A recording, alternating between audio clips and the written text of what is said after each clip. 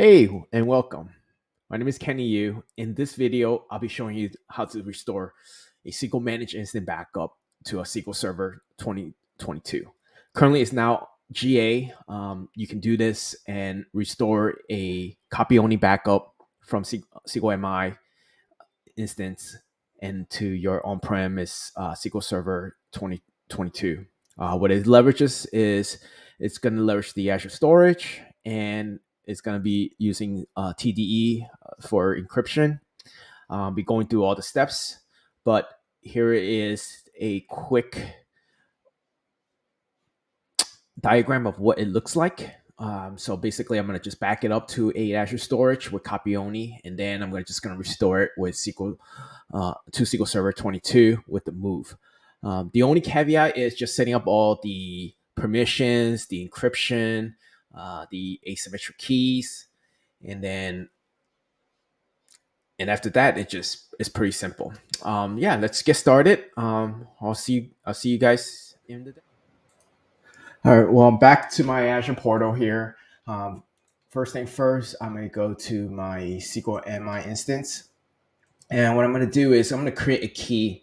And this key I'm going to use to back up my database using TDE to back up my database into the storage account. Some prerequisite I did off camera is I create a key vault with that key. So if you haven't, it's pretty easy. I'll probably just walk through it.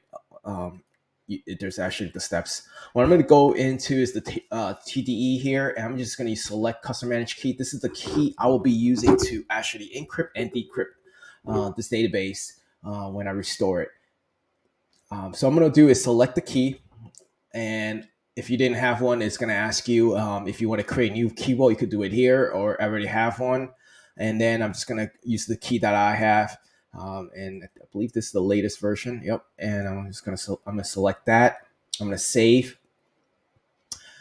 Once that's saved, I'm just going to let that save. What I need to do now is actually give this managed instant access to the storage account. The way we do that is going to give it a blob contributor role, which gives a read, write, and delete access. I believe that's the one in the documentation. This RBAC role. And what I'm going to do is select manage identity. I'm going to hit next. And then I'm going to select manage instance. I only have one. I'm going to select that. I'm going to review. And I'm going to assign. I'm going to let that assign. And then I'm going to go to my SQL Server. I'm just going to create this managed identity on the SQLMI. Okay, so it's probably already there. Just so that we'll drop it and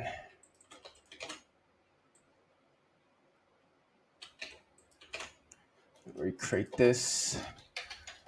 Just doing it for the video purpose, but I don't think I needed to do that. I'm gonna just create that. And now after I've done that, I'm gonna just back up the database that I have on my SQLMI database here, which is I'm just gonna use the SQL Adventure 2019. I'm just gonna back it up to the storage I just gave. All right, so what I'm gonna do is I'm gonna back this up, and it's gonna back it up with TDE using the key I just previously created with. And then what I can do is take a look here in my backups.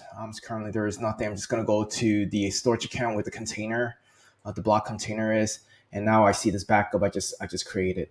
And then next step is we're going to set up the permissions from on-prem to access this storage account and restore it using the same type of asymmetric key here. All right, so the way the on-prem SQL Server is going to use an app registration to the credentials that we're going to be creating. So what we first got to do is set up an app registration. This app registration is going to have access to the key vault that will access the key that we're going to be using. So what we can do is here, I already have one created called Waterloo Test App, but it's pretty simple. Just go in here, create I'm just going to create a Waterloo Test App here. and that's all it is. Just register the application, and then once you have the application register, we're going to create a client secret, and it could be any client secret. This is what we're going to use to create the credentials in for the SQL Server client secret. All right.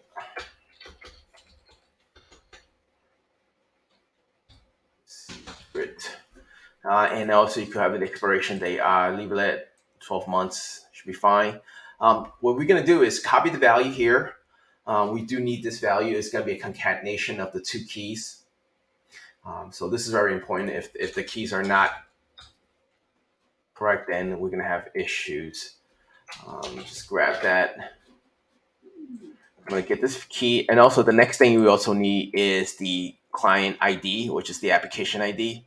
So it's going to be a two-part key. First, it's going to be the client ID, and then the second part is going to be the secret value.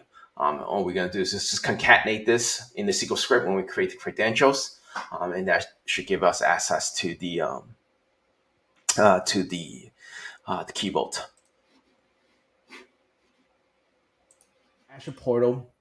The next thing I'm going to have to do is give the app I just created and give it access to the Azure Key Vault. So here you can see the Waterloo test app I just created. What I'm going to do is double click and just show you what permissions I added.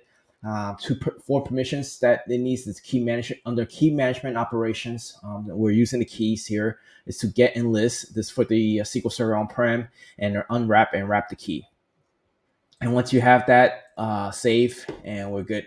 The way you do it, just create under Access Product, create, and just give it the app that you want to give the permissions to.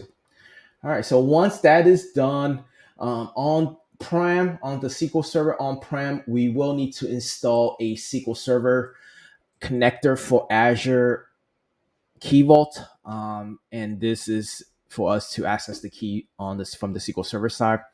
Once you install that, we will need to enable the EKM provider enable, and then also create a cryptographic provider with the name and the file location of where we install the SQL Server connector for Microsoft Azure Key Vault. I will be posting a link to this. This is under the EKM using Azure Key Vault. But yeah, I'll be posting a link to how to get most of the on-prem and Key Vault setup completed. Once we have that, we're just going to go down the list and we're just going to create the credentials and also alter the credentials, and we're going to add it we're going to alter one of my credentials. I'm going to add the credentials that I'm going to use here. So yeah, earlier I mentioned that we do need the application client ID, and also the second part is the app secret ID value. So basically, we just kind of concatenate these two. I took out the dashes between on the app, and then I'm just gonna create the credentials here. So I'm gonna just go back to my SQL Server. Let's just take a look what I have here. I have a credential I named demo credential AKV. I'm gonna point to the key vault here, and I know I already have the access. I already granted the application, and also I'm going to use the app, and also then the value of the key vault, and then I'm going to use the cryptographic provider I earlier linked. So what I'm going to do is just create this. All right, and I'm going to alter my credential here. I'm going to add it, and then what I'm going to do is the next step is create the asymmetric key using the provider, and I already have so what I'm going to do is I'm just show you real quick here. It's pretty. I don't need this. Just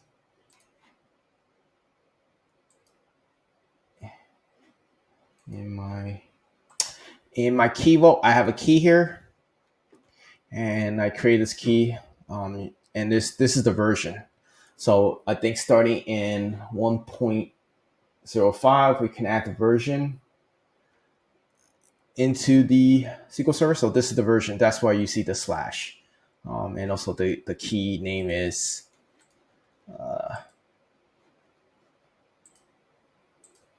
SQL Management Backup. All right. So what I'm going to do is create the asymmetric key here.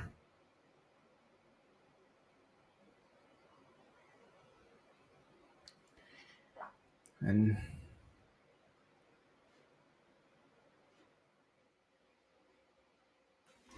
all right, so off camera, I was doing some troubleshooting here. It looks like I had the wrong key, and that's why the error was happening. So once I corrected the key, I recreated the asymmetric key, and that worked for me. Once you have the asymmetric key, you can actually look this up in the asymmetric key table here. And then I do have the encrypted by the cryptographic provider and the key that I just used to create. So what we're gonna do now is we can actually restore this database. Well, first we can just check and see if we can just get the files is only in the header. Once that is confirmed, we can get that. We can just restore that.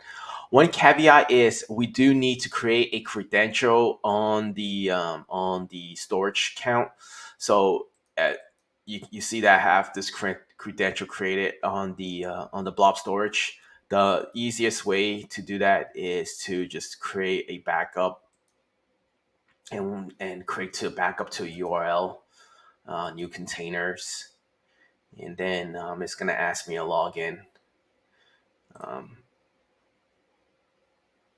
And so once you log in and you create this credential for the blob storage, in this way, then this will work.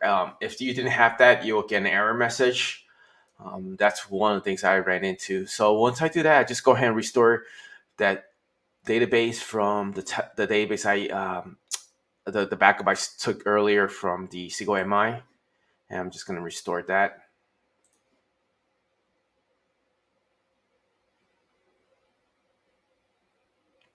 And that should finish in a few minutes. I'm going to pause the video. All right, so it looks like I just restored this backup from the storage. I'm just go ahead and refresh this, and it will show up here. Yeah, so this is pretty much it with restoring from an MI backup to your SQL Server on-prem. A couple things to remember: this is only available for SQL Server 22, and also this is not backwards compatible, so it does not. So if you have a database that has been upgraded to 22, you're not going to be able to go back to any previous versions. Just keep that in mind if you do try this out with any production databases.